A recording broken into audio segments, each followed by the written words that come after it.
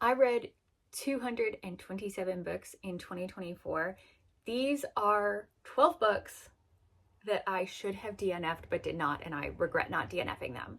I'm very, very sorry if you love these books. I am happy for you. Reading is subjective. Everybody is not going to like every book, and that is absolutely fine. So these are just my opinions. Nobody get upset. First one was Sanctuary of the Shadow. I have so many issues with this book. You'll have to scroll a long way, but I did do a full, very not nice review of this book. The Library of the Dead, I ended up feeling very disconnected from the mystery, didn't really care about it. I liked the idea of the world. I liked the concept of this book, but the writing style was very inconsistent to me, and kind of the syntax just kept changing, and I should have given up because the payoff wasn't worth it. 27 minutes, I was so bored. Nothing happened for, I don't know, 80% of this book. I don't know why I finished it. I should have given up. And then when we do actually have some things happening, it was so not worth it.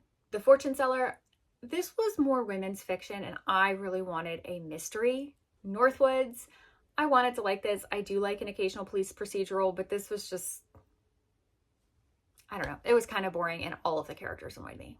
A Wilderness of Stars, I didn't even get the point of this. I didn't get the point. We Used to Live Here, I felt like this was predictable.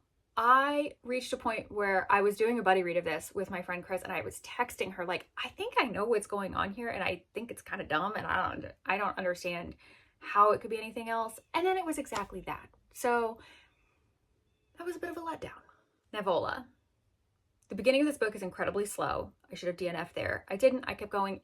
It gets kind of gross. It gets kind of disturbing. And despite this cover, there are no actual dragons, just a dragon eye relic. Ruthless Vows. I really like Divine Rivals. I wanted to love this. I was not loving it, and I pushed through anyway, and I should have given up and just treated Divine Rivals like a standalone despite the cliffhanger ending. A Fire in the Sky. This was predictable. I thought it was obvious. And there were some situations where our main character did some really dumb things that I just couldn't. Glass Houses, this was kind of a futuristic mystery type situation, and honestly I felt like it was fighting too hard for this futuristic aspect, and it just, the mystery ended up being this kind of side note, and by the time we got to it I was so annoyed with all this weirdness that was happening that I didn't care, and it was kind of predictable. I Did Something Bad. From the beginning, I felt like this was unrealistic. These characters' concerns, I was like, that's not something that I don't think you have to worry.